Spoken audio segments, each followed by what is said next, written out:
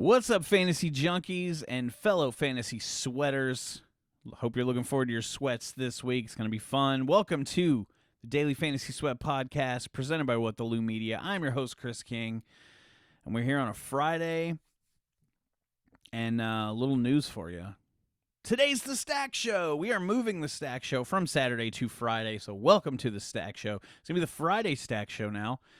I know the double S, works well. It's got the nice ring to it, the Saturday Stack Show, but we want more of a broader look on Saturday, the day before the slate, to analyze ownership and just everything, who's in, who's out, what games are in, what games are out, because, that's always a thing.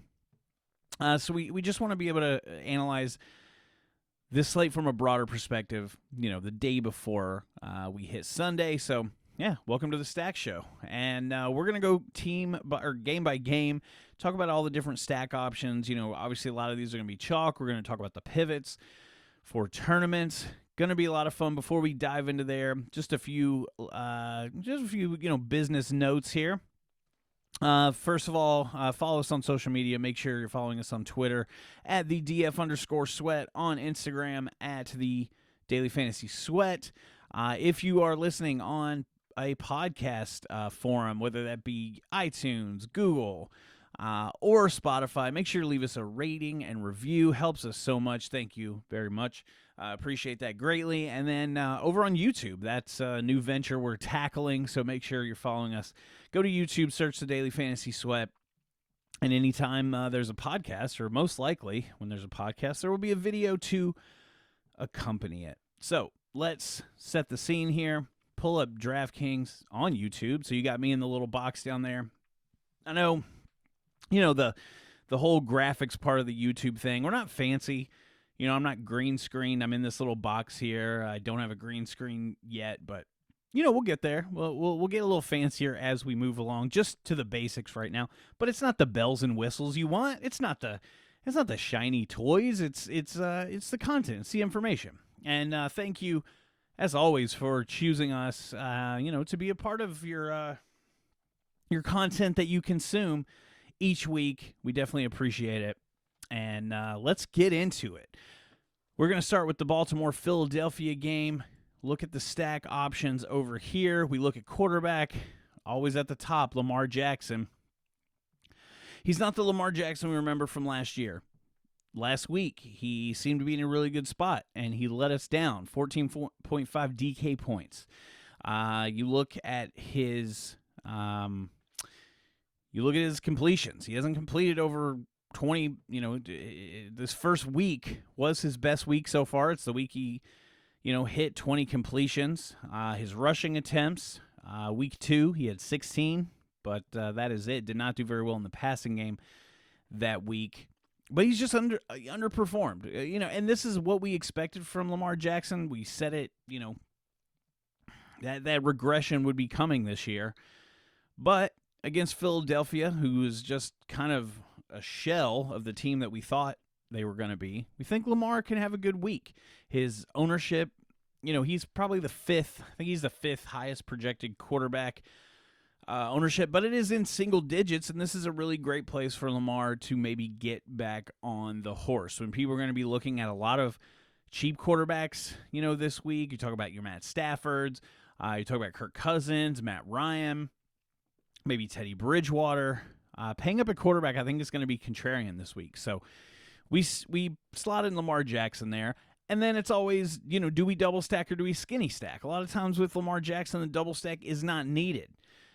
I think this could be a week where the double stack does take effect, but it does get pretty pricey when you put in Marquise Brown and Mark Andrews. Now, tight end this week, not that sexy. Not a lot of, high-end pieces. We don't have Kittle, we don't have Kelsey. We're kind of back to where we've been most of the year based on injuries and or just games outside the main slate. Kansas City getting a lot of primetime games on like Mondays and Sunday nights and Thursdays and whatnot. So we're up with Mark Andrews being the top end tight end. You plug them in, and you're looking at 4.8 remaining per player, and that's not great.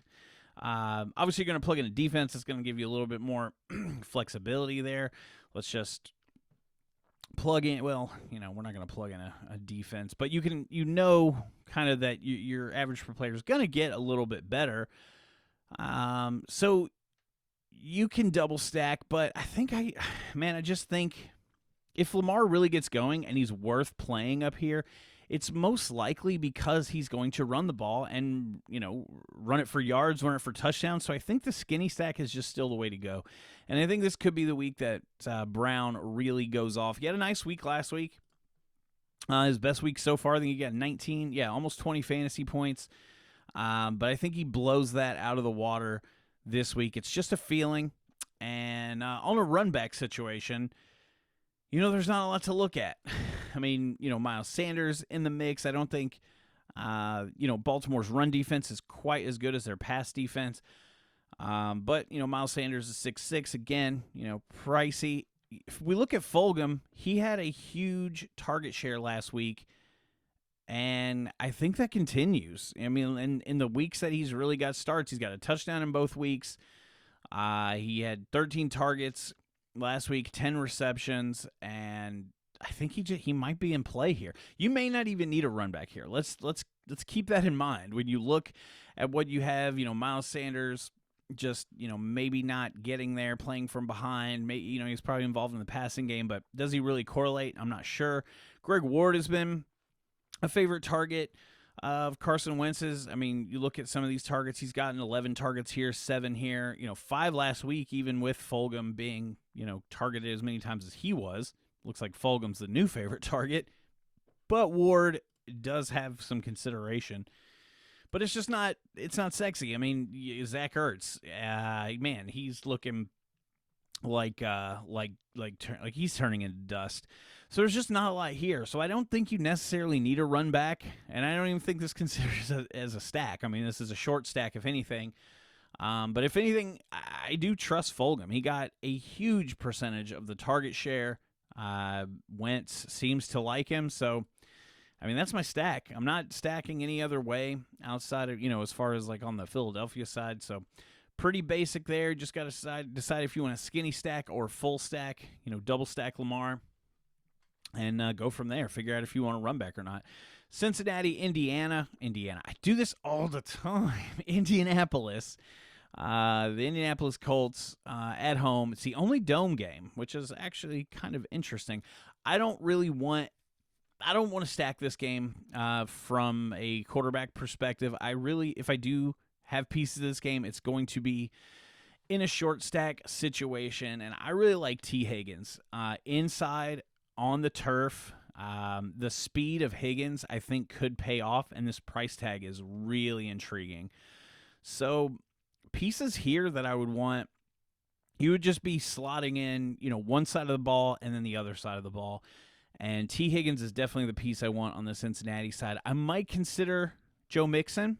He's had a really up and down year, and mostly down. I mean, look at this. He has 7, 12, 8, 45 fantasy points in week 4 against Jacksonville, and then 15 last week against Baltimore. Maybe they're going to use him more.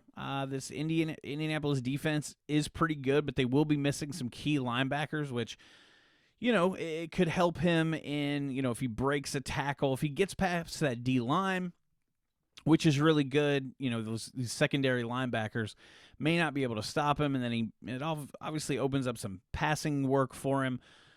But I think I'm going to stay away from there overall. T. Higgins is my favorite play in this whole game, especially on the Cincinnati side. On the Indianapolis side, people are talking about T.Y. Hilton. This may be being the game for him, but I just don't trust it. Phillip Rivers to T.Y. Hilton just does not sound all that appealing. Rivers is just not a good fantasy quarterback, and he's not a quarterback who helps others be better. Unless you're a tight end, I might go to Trey Burton, who's 3,100. That cheap price tag, could really open up some things. But there's not a lot on the Colts side that I like. Maybe I want to go Jonathan Taylor. I could see doing this. Oh, whoa, that's fun. I just had a major extreme close-up. For those of you old enough to remember Wayne's World, on my DK screen. Jonathan Taylor could be in play here. He looked the part 1 week so far this year. That was week 2, in which you can't see on my screen there. But everything else has just been okay. I mean, he hasn't been spectacular. He only let you down really, 1 week in week 4 against Chicago. So that could be an interesting low-owned play. Jonathan Taylor's not garnishing a whole lot of ownership. So a little Jonathan Taylor, T. Higgins, I don't hate it. Let's move on to Detroit and Jacksonville, where we've got this is a potential shootout here. Looking at, let's give you some team totals. We will do that. We should have done that for the last few games. Let's catch you up on those team totals. We'll use Roto Grinders. Lineup HQ, they list their team totals right here. This is a great tool. If you are not subscribed to Roto Grinders, I think anybody who's playing DFS really should be subscribed to Roto Grinders. They are not the only, content provider, but they provide a lot of good information, a lot of good tools. I love having access to the team totals right there without having to go look them up. Baltimore, you have implied team total of 27.5. Philadelphia, 20 in that Cincinnati game. 19.5 for Cincinnati, 27 for Indianapolis. Hence, that does set up pretty good for Jonathan Taylor if Indianapolis does run away with it. Detroit and Jacksonville, 29 implied team total for Detroit, 25.5 implied team total for Jacksonville. This is projected to be a high-scoring game, and it's expected to be close, and could turn into a shootout easily. Matthew Stafford is projected for a high amount of ownership here, and with good purpose. I mean, good reason. He's in a really great spot against this terrible Jacksonville defense. He's got some weapons.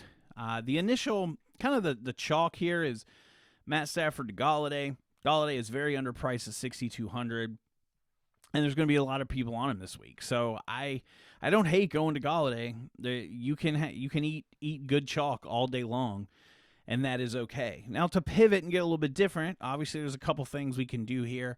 Marvin Jones at 5,100 has not had the best year this year. Really only 1 week in double-digit fantasy scoring, week 2, and that's only 12 points. So, but Marvin Jones, he blows up for 100 yards and 2 touchdown games at least once a season. Why is my DK screen keep zooming in? Another route you can go is TJ Hawkinson. Obviously, I mean this is pretty obvious. People are going to be going here in stacks, and I think, TJ Hawkinson's great. He actually leads all tight end in real air yards, highest in the league. He is only 12th in targets, so that's a little concerning. But if Hawkinson connects on all these air yards that he's getting, he will have an explosive day very soon, I do believe. If you want to pivot off this game, all the chalky plays in general, let's look at DeAndre Swift. He is definitely becoming more in the mix as we see. Adrian Peterson still has that role of primary ball handler. But actually, before we look at Swift, let's look at Kerryon Johnson. I mean, people are saying this is a 3-headed backfield, and it is for all intents and purposes, but 3 attempts, 3 rushes in week 3, 3 rushes in week 4, nothing in week 5. I can't remember if he was injured or if it was a DNC. Why? Oh my gosh. My screen I'm doing something with my mouse and it keeps zooming in. 1 reception on 1 target. I mean, he's almost getting phased out of the offense. So before people really realize that it's really become a 2-horse race here, and it's a ground and pound with Adrian Peterson, and it's through the air with, DeAndre Swift. He got 4 attempts for 22 yards, 5.5 yards per carry. That is very solid if they up that at all. And he keeps, and that was against New Orleans, who's a really good rush, has a good defensive line, good at defending the run. 4 targets, 4 receptions, 30 yards, 1 touchdown. We know he dropped the touchdown in week 1. And in the 4 weeks, that's why they were on a bye last week. That's why Kerryon Johnson didn't have a week 5. No wonder, because DeAndre Swift doesn't have a week 5 either. But double-digit fantasy points in 3 out of the 4 weeks that they've played. I think DeAndre Swift is going to be coming on here in the next little bit, and this $4,500 price tag is really nice. So this is actually a really nice contrarian play. Obviously, you can go here with Hawkinson, but know that that's going to be duplicated. Now, not your whole lineup, but a lot of people are going to be on this stack. So the Swift one I really like. Allows you to pay down or pay up at tight end if you want to do that. If you get off of Hawkinson, and like Stafford and Galladay, they're going to be chalky. But if you do something like slot Mark Andrews into the tight end slot here, that's going to make you different, because I think paying up at tight end is going to be contrarian, especially not with a Lamar stack. So there's ways that you can get around being different. Or get around being chalky by being different at other positions. But I really do like that Swift stack on the bring back, which we haven't talked about. And I don't mind stacking the other half of this game either. On the Jacksonville side, my favorite play is James Robinson. So something like this. Now, I don't necessarily want James Robinson with Swift necessarily. Swift is going to be, they don't correlate negatively per se, because Swift is going to be involved more in the passing game. And if Jacksonville jumps out to a lead and they're trying to hold that lead by running it with Robinson, and then you got Detroit trying to run it back with Swift, I don't hate this. You could double up running back here, but I'd probably like it a little bit more with a Hawkinson build like that. Or if you don't want to get on Robinson and you do play Swift, that's fine as well. And then, jump on one of these Jacksonville receivers. Chark, he has just not been the DJ Chark that we want to see all year. Only one really big blow-up game, and that was in week 4 against Cincinnati. And last week, definitely disappointed. He's on the injury report. He didn't practice on Thursday with an ankle situation. I don't know if he got banged up in last week's game or what. But Laviska Shenault, 5,200. Obviously, also DJ Chark is priced pretty high up there. Laviska is in the mix of 5,200. And then Keelan Cole, who has really been Minshew's favorite target this whole time, this whole season, is only 49.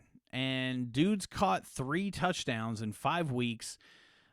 His targets 5.76, 5.6, so they're very consistent. They're not dipping down. He's getting targeted. I really like, a Keelan Cole run back in this situation, especially, if you're going to play. I don't even hate this if you're going to do Hawkinson, which is a little more chalky than Swift, and if you think this game is really going to blow up and you play Robinson and then you play Cole, these plays are kind of enough. Where's Keelan Cole? There he is. You got a full-on game stack here with 5,100 per player. You're going to slot in a defense, so that's going to jack that up a little bit more. You can still play a pretty solid running back and receiver in this mix, as well as a flex, and have a pretty nice-looking team. You can also do, this, put in Minshew instead of Stafford, flip out one of these. You can do this as well.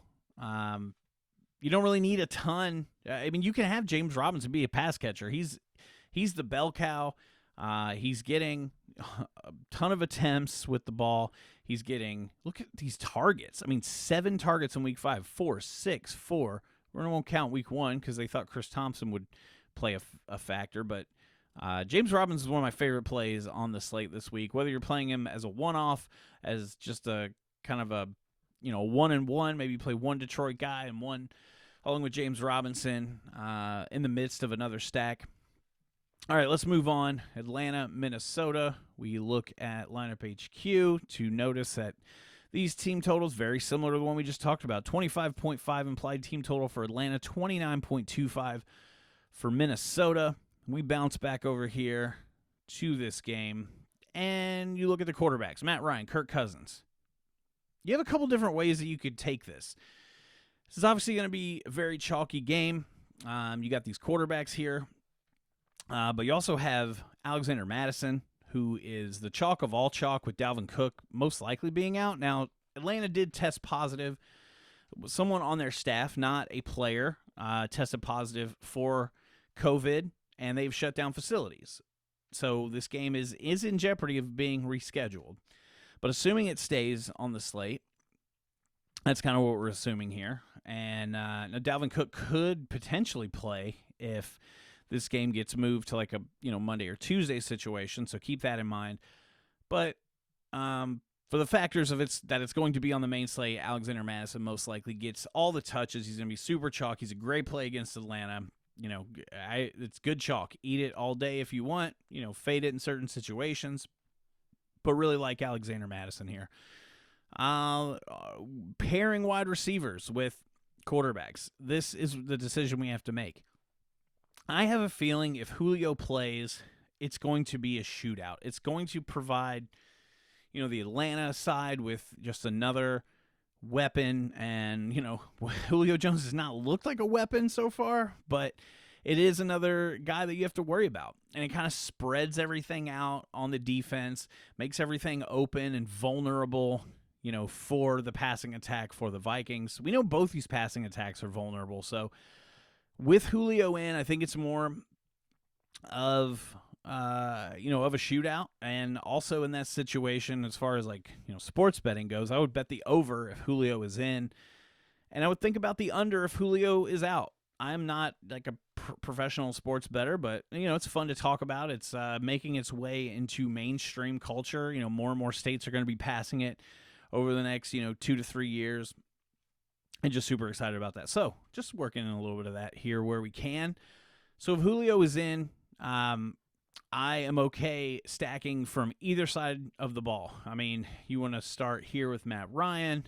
I would go Ridley. Julio, I would play, not with Ridley, but he is fairly cheap compared to Ridley. He's probably going to be lower owned because everyone's on Ridley. Everyone's off Julio. You could go Matt Ryan, Julio, and then, a Gage maybe. Oh, sorry, I had a little break up there in the audio. Go Gage. We saw what Gage was able to do when Julio and Ridley were on the field early in the season.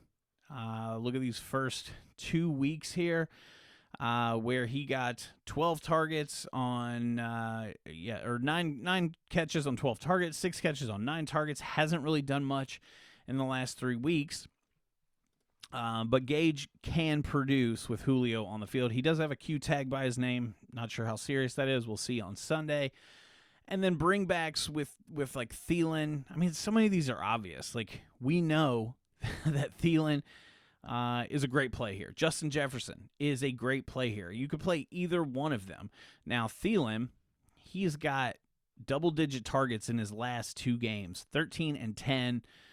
For 8 and 9 receptions, like these fantasy points, 29 fantasy points in both games against Seattle and Houston.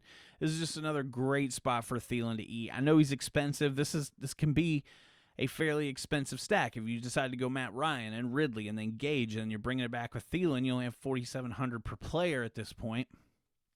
But that's okay because you can play some low-end guys, like some low-price guys in the running back slots where guys like, Madison and Henry, Davis, these guys are going to be chalk up top, and they're a little bit more expensive. You probably can't afford them anyway, so you can get a little bit weird at running back if you go heavy with like a Ridley Thielen team. He takes up a lot of salary. And you could even, if you think this is going to be a true shootout, go ahead and drop Alexander Mattison in here too. He's going to get the touches. The way that this spreads out, this is almost like Seattle was early on, as far as the targets being very condensed. They are really only throwing to Thielen and Jefferson and then giving the ball to their running backs. So even though running backs and receivers don't correlate well together, these two are both going to get enough looks to make to make it happen. My phone's ringing. That's always fun. So obviously that's the way to go. Just like in the other, just like in the Jacksonville-Detroit game, take that quarterback in, boom, just plug in Kirk Cousins.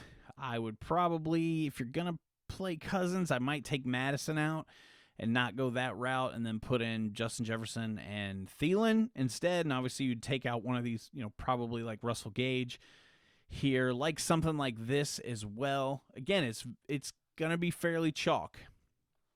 Thielen, 3 times, like looking at like 2.5 to 3 times more owned than Justin Jefferson. So if you want to get away from Thielen as the chalk, you can. But man, I think he's just a phenomenal play this week, and want to get him in as many lineups, whether they're stacks, one-offs, short stacks, whatever they are. Speaking of short stacks, I think if Julio is out, this game might be. I mentioned, maybe bet the under here because I think it could turn into a slower game. I think you're going to see more double teams on Ridley, and so I think, Atlanta saw what Gurley could do last week. I think maybe Gurley gets the ball a little bit more. Doesn't mean I want to play him, but I think they try to maybe not be so, this aired out pass attack. And we know, Minnesota likes to run the ball anyway, so I think that could be the whole difference if Julio doesn't play. And then I might get away from these quarterbacks. And what I might want to do is go, Alexander Madison, bring it back with Ridley. I mean, that might be it. I wouldn't mind, I wouldn't mind a Thielen in there too, but maybe I just do a little short stack here, find a cheap stack, quarterback, receiver, tight end kind of situation, and then move on. Speaking of moving on, let's get on to the next game. Everybody knows this Atlanta-Minnesota game. It's going to be the chalk. It's probably good chalk. You should definitely eat some of it. You should have a couple different combinations of stacks there. But just make sure you get different at your other spots. Washington, New York. This is not a place where I really want to play, mini quarterbacks at all. Maybe Daniel Jones. Maybe this is one of those games where, he comes out after having a really bad week last week. He's 5,400. He's fairly cheap. This Washington secondary is not very scary at all. So maybe you can play Daniel Jones, but there's so many other stacks and quarterbacks I want to go with. A short stack here, just kind of a one-off, one from one team, one from another, might be the way I want to go. I did mention earlier in the week about Terry McLaurin and how he's been on this tour of, visiting teams with, terrible matchups for him and great cornerbacks. And I just looked at the Giants and I thought, oh, bad team, bad defense. He's got it easy this week. And I just, James Bradbury just kind of slipped the mind. But I still think Terry McLaurin at 5,700 can still be a really good option. So areas that I would like to go here, I like both running backs here. I like both Devontae Freeman and Antonio Gibson. Gibson was kind of the tournament darling last week. Didn't really get there, but still getting the opportunity. And last week, played the Rams, who have a really good defense. They're a good team. This week they're playing New York, so I love Antonio Gibson this week. And I love Freeman. So I like a situation where in tournaments where you're going with other stacks, you put in a little Freeman and McLaurin opposite of each other. Or I could even get down with a Gibson. And we haven't talked about this guy yet, but last week's, darling of cash games and tournaments, Darius Slayton. Got the Q tag. Not sure if he's going to miss or not. Slayton was limited participant in Thursday's practice. Okay, limited participant. He's probably leaning towards probable if I were to guess. So like just a little short stack here. Like Gibson, like Freeman. They're both cheap. I mean, Freeman, let's look at him again. He is now integrated into the offense. This will be his 4th week playing. Week 1, it was like, here's a little taste. Week 4, not week 1, but the first week he played, it was week 3. Here's a little taste. Week 4 is, kind of like, we take the reins back a little bit. And by week 5 last week, it's, he was free to run and he looked, fresh and rejuvenated. So I don't mind either a McLaurin and Freeman one-off of each other, or I don't mind Slayton and Gibson. That's pretty much all I want to do there in that game. It's very low total. I didn't mention it, but It's got a 20.2 implied team total for Washington, 22.75 team total for New York, and definitely not going to want to heavily stack that game. Speaking of heavily stacked games, let's go to Chicago, Carolina, where people are going to be on this game for sure after what we saw last week out of Robbie Anderson, out of DJ Moore, out of Mike Davis. And this is a spot where I think a Mike Davis fade might come into play in tournaments. I think he's fine for cash games because so many people are going to be on him for cash games that it's not going to hurt you. If he has, let's just say he has a mediocre day or a semi-decent day, he gets like 16 fantasy points instead of, last week's 29 or whatever he got. He's not going to kill you in cash because most likely other people are going to have him, and it's just going to kind of be it's going to be a dead spot. And if you want to pivot off of him in cash to try to get that slight leverage, you can. But if he has one of those Mike Davis type games that he's been having, that certainly will kill you. But in tournaments, he is not a bad fade overall. He is going to be highly owned. Another highly owned cat, David Montgomery. This Carolina defense gives up about 6 points more than any other team when it comes to the running back position on defense. So he is in a really good spot. He's going to be very chalky. So keep that in mind. But I think I really like him in tournaments. I think I like him more than Davis here, and might want to go over the field. He's in a really good spot. This game total is creeping up, so might have been great if you got on the over earlier in the week, but I still think getting on that team total and betting the over, might be a good spot for you in as far as sports betting goes. Where I want to go stack-wise, look at the quarterbacks. Not super excited about either of these guys, but they're both kind of mid-range price. None of them are super cheap. But I could see a situation. It's weird because the running backs are really they're really kind of the best way to go. They're the most appealing plays just because of what Mike Davis does in that offense, just because how bad Carolina is. But I think what I might do in tournaments is fade Davis, run Montgomery, and I might even run him. This is a situation where you don't like to stack a running back who's not a big-time pass catcher. We opened this game log once. Let's open it again. These targets aren't too bad the last 2 weeks. Since Tariq Cohen's been out, 6 and 8 targets. I might not feel too bad about stacking Montgomery and A-Rob. And I guess I would do that with Nick Foles if I'm going to bring in a quarterback and not just kind of keep it a positional stack. This might be good to do if you are doing this. If you're playing Lamar Jackson naked with Marquise Brown, and then you kind of put in Montgomery and A-Rob, and then you go, we're still in this game, and you throw in a Robbie Anderson also.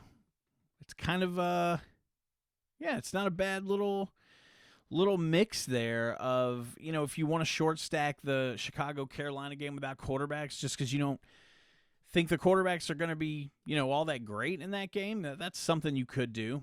But I don't hate, we've seen Teddy Bridgewater play really well. I mean, he's not breaking the bank fantasy points wise. Last week 23, the week before that 27. I mean, I'm gonna take 27 all day, but his mean is probably around like 18 to 23 as far as like kind of an average what to expect, and I'm fine with that. I mean, he's getting up there in price a little bit, but I wouldn't hate, put in Montgomery, put in A-Rob, Bridgewater to Robbie. Why does that keep happening? Yeah, I don't hate something like this. A 2 versus 2 isn't always what I go after. But, we know that Bridgewater and Robbie Anderson is just, that's going to be all day. So you don't really need that third guy. A-Rob's going to be involved in the pass-catching game. Montgomery is a great spot for him. So that's kind of the route I'm leaning when it comes to that game. Let's keep it moving. Houston and Tennessee. Tennessee on a short week.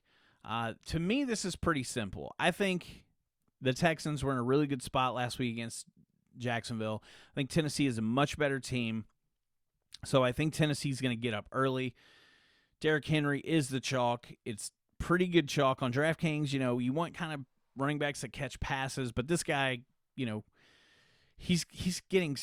get so many touches. I mean, only 19 touches in the last game. They did let McNichols come in, but look at this against Minnesota, 26 attempts. Jacksonville, 25 attempts. Week 1, 31 attempts. And I said touches. That's not even counting the short little bit of receptions that he gets.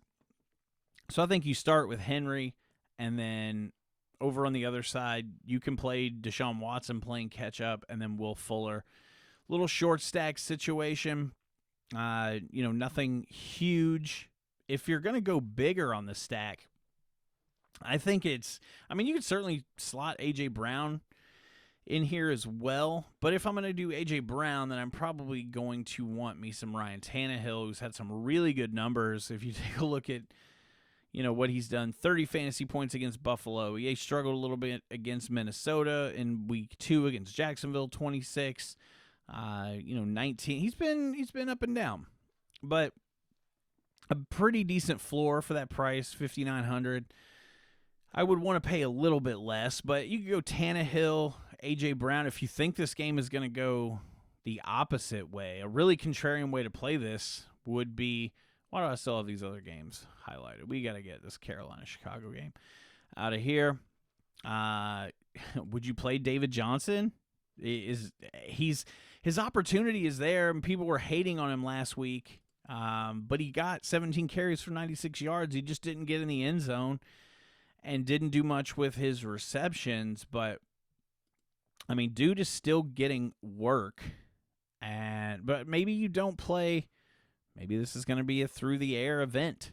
If you're playing Tannehill, it's probably because you're predicting a game script to be that Houston gets up early and that they have to throw. They abandon the run, so maybe you don't play Derrick Henry, Will Fuller, A.J. Brown. If I'm going to play Tannehill, I'm going to want another pass catcher. Jonnu Smith wouldn't be bad. I like this build a lot right here, too. $5,300 per player. Once you put that defense in, that's going to go up a little bit more. I like this build for a contrarian stack because a lot of people are going to be on Henry, and I think that's because I think Tennessee is going to run away with this game.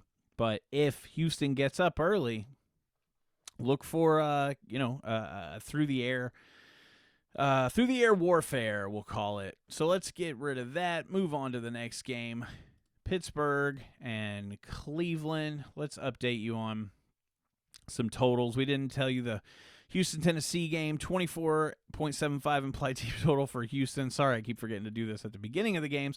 28.25 implied team total for Tennessee. Those totals imply that Tennessee will win this game, and over a field goal. So I like I do like the scenario where Derrick Henry is sort of dominating, but as a contrarian play, you can go with the Tannehill stack that we just built. And also looking at this, if it is a Tennessee-controlled game, I might like the under here. Let's get back to Cleveland at Pittsburgh. Cleveland Browns 4-1. That's a little nuts. This they didn't look the part in week 1, but they've certainly shown that they're gonna be reckoned with this season. And, they got some offensive pieces, and Odell Beckham looking like his old self. If I'm going to stack this game, Odell will be in the mix. Why'd they put him in the flex spot? It doesn't really matter, but let's put him in the wide receiver spot. I'm going to want to – do I trust Baker here is the thing. Like, would I put him in a stack, or do I want to – if I'm going to stack this game, do I go on the Pittsburgh side? The Pittsburgh side certainly looked – really good last week. He had Chase Claypool, he's the darling. He went up from the, minimum price to $5,200. I think people are going to be all over him. And I honestly don't know what to do. He had Deontay Johnson with the Q tag still. Juju Smith-Schuster just kind of being the odd man out, although he's still running in the slot. He should still get his He should still get his. The interesting thing is that Denzel Ward or Chase Claypool will probably see Denzel Ward here because he runs on the same side of the field that Claypool will be running.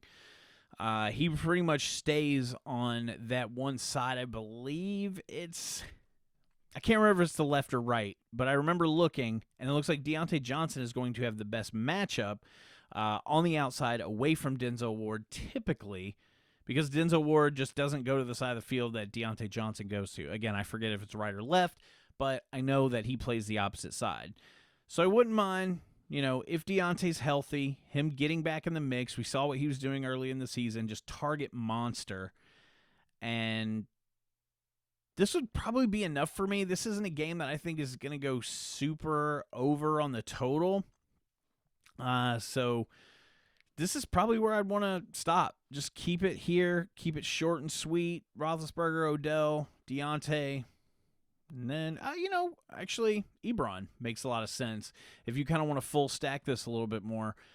He's he's a red zone, monster. Ebron's the type of tight end who could catch 2 touchdowns. So Ebron and the Cleveland Browns over the past under this defensive unit and this defensive scheme have been pretty bad against tight ends. So I really like Ebron this week.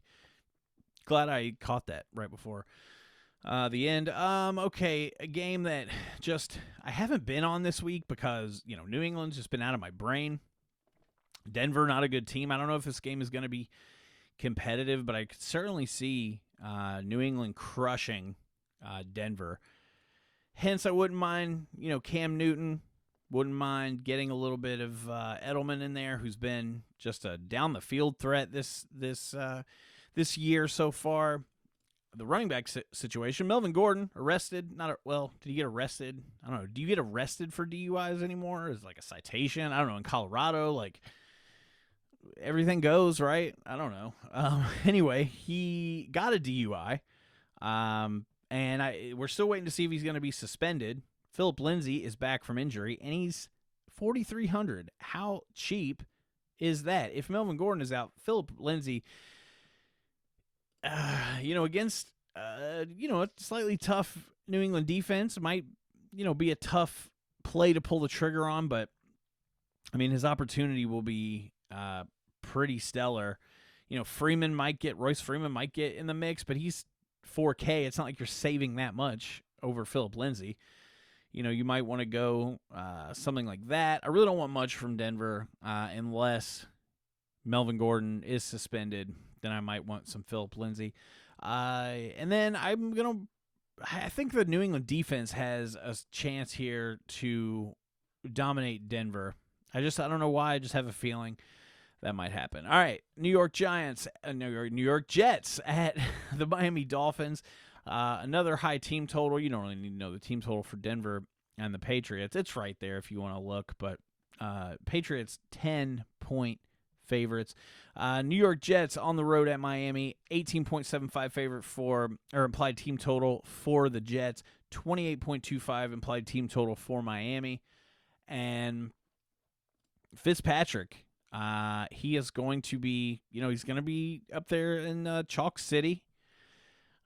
His boy, longtime partner in crime, Devontae Parker, they're a very good mix here. We saw Preston Williams kind of get in the mix last week, finally, with only 4 receptions.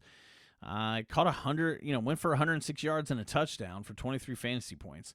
But Devontae Parker is the guy for Fitzpatrick there. Now, last week, not so much. Only 3 targets, 2 receptions. Just didn't have a great week. He did catch a touchdown with one of those receptions, but he just wasn't the guy last week. But, if you look at weeks prior, 12, 5, 8 targets and decent fantasy output, he definitely looks for him. The Giants are a good matchup, so, I'm not really afraid of going to the obvious. Fitzpatrick and Parker here. And if we're going to throw in a third, there's pretty much 2 options we can go. We either go Gesicki, who has been boom or bust. He's had some amazing weeks. Well, really one amazing week, and that was week 2 when he got 30 points. Had a pretty decent week last week. He got 6 targets, 5 receptions. for 91 yards. And there was a big, long run he had. Yeah, 70-yard run. So 70 of those yards were on one play. And then the rest of that came in just 21 yards came, in the rest of those, little short chunk plays. But another route you can go here, Myles Gaskin, if you like having a pass catcher in your stack, a running back pass catcher, but his targets are pretty solid, 5'3", 5'6", 4. I mean, he's been there with the targets. He catches a good amount of the – those were actually his receptions. But he catches almost all of his targets. I mean, look, 4 for 4, 6 for 7, 5 for 5, 3 for 4, 5 for 5. He hasn't missed more than one reception on every target. So Myles Gaskin's a great play here against New York. He can do it on the ground. He can do it through the air. And obviously, if we bring it back, there's really only one person we're going to bring it back with. The Jets are very awful, but Jamison Crowder is not. Look at this game log. I hate to be a game log watcher. He's missed 2 weeks, He missed week 2 and 3. But he's gotten 20 points at least 20 points in every game that he's played. 2 of those were 27 and 28 points. This dude's a target monster. 10, 10, and 13 targets, 8, 7, 7 receptions. Man, I mean, he's the only guy we want to play on the Jets. This will be a popular build. Keep that in mind. If you use this build, you need to be different everywhere else. There are ways you can get different in here. If you want to, get over to Jeff Smith, maybe use him. It kind of depends on what happens with these other guys, like, who else catches Pat? Like Brashard Perryman, if he plays. Whether Jeff Smith will be a factor. You can go back to Preston Williams. That gets you a little different on here. But let's move on to the last game. We're pushing 47 minutes, or we've pushed 47 minutes, pushing 48 minutes. Run time. Green Bay Packers at the Tampa Bay Bucks. These team totals are 28.25 implied team total for the Packers, 27.25 implied team total for the Bucks. Very close game on the road for the Packers. This looks like a smash spot for a lot of guys here. And this might be the most contrarian stack of all the games that seem obvious because of how pricey these guys are, because of the fact that, Tampa Bay has a pretty good defense. It just may not be, what people want to target. Let's just look at overall offense and ownership. How long do we go down? Were we sorted by ownership? We're sorted by ownership here. How long down this list until we see someone from this game? Right here, Aaron Jones, which I don't understand. Oh, it's hard. You can't see that. Got to move this over for you, YouTube folks. Aaron Jones seems to be the highest owned guy here. He's and I don't get it because the Tampa Bay's run defense is stout. They're really good. He's projected here for 20 fantasy points. I don't know if that's the case. Let's keep moving down until we see. You got Devontae Adams here at 9.8% owned. He has single digit ownership. And we keep moving it down. We see Godwin here, same thing, 9.8%. But my point is like this could be one of the games to go after, and the price, or the ownership isn't even there. So this is a phenomenal game to stack, in my opinion. And it starts on the Packers side with Aaron Rodgers. Go to Devontae Adams. I mean, this is just a great tournament game. It appears to be close. It looks to be like it could be high scoring. Okay, you got Rodgers, Adams. Let's bounce over to the other side. Godwin hasn't played in a number of weeks. He is cheaper than Mike Evans. But you got to think if Godwin's coming back, he was limited in practice, but they probably just gave him the day off. You got to think if they let Godwin out there, he's been rested enough, and he's good to go if they let him play. If not, it's the Mike Evans show. But I do like Godwin here. Ronald Jones in a good spot. Kind of, I don't know, though. It's just tough to pull the trigger. I mean, Green Bay is susceptible against the run. which is why I would want to play Jones. I mean, if you just want one run back and you want that to be Jones, that could be fine. I would get that. But if this game's going to have as high a total as it does, you would think they're going to be throwing the ball a lot. But I don't know. I'm conflicted on Jones. I like him here. I don't know if he fits, really well. A lot of these pieces are pricey too, so that's also the thing. If you have a Rodgers, a Jones, a Godwin, and Adams, you're down to $4,400 per player. Obviously, you throw a defense in there, it's going to help you a little bit, but you still have, 4 positions to fill from there. So it can get a little bit tough. What I think I'd like to do is, in this situation, maybe take Jones out, and you could leave Godwin in, and then you add in another piece on the Green Bay side. MVS, I think, makes a great play. He's a big splash play guy, and where the Bucs are most susceptible is, outside, the outside receivers, and Valdez-Scantling can absolutely provide you some fantasy value out there. All it takes is one catch for him to get there. So I like him there. Robert Tonyan is an option here as well. Keeps the price low. Feeling good about that. And again, if you think this game is just going to be the nut game, put Ronald Jones back in there and have this full-on game stack. You got 3 Packers, 2 Bucs, and I like it. And then, you played Robert Tonyan at 5,100. That's it's still pricey. It's not like a cheap tight end. But, hey, if this is the game for you, then, feel free to go all in. You could go to the Tom Brady side if you want to do that. Save a little money at quarterback. Go heavy on, Evans, Godwin. This is going to be even more contrarian. And then you just run it back with Devontae Adams. Is this how this goes? I mean, if you're playing Brady, it's a little bit easier to leave Ronald Jones out of the mix. Because, I mean, if you're playing this, you're assuming it's pass game only. And then, Devontae Adams is coming back with the pass. So I'm totally fine with a build like this, too. It'll be a little bit more contrarian, but I don't think you need to be contrarian with this, considered how low-owned Aaron Rodgers is going to be, how, low-owned, considering it's Devontae Adams, he's going to be. Godwin, same thing. This is the stack. I like it a little bit more. Maybe I'm coming around to maybe a Ronald Jones in the mix with a Tonyan or an MVS. I don't know. I like something like this for sure. It's going to force you to get creative. It's going to be a super contrarian team if you're able to pull this off. Definitely could be a millionaire winner type team. All right, that's going to wrap it up.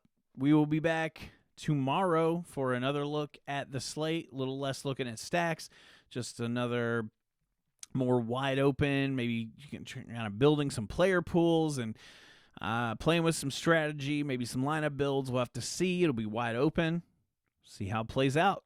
But thanks for listening to the Friday Stack Show. Make sure you're following us on YouTube. Go to YouTube, search the Daily Fantasy Sweat, hit subscribe, like whatever videos you can, whatever your videos are watching. We got to build it up over there. We have 0 audience on YouTube at this point because we're brand new. We just moved in. We're the new neighbors. Come on, bring us some likes. Don't bring us brownies. We don't need brownies.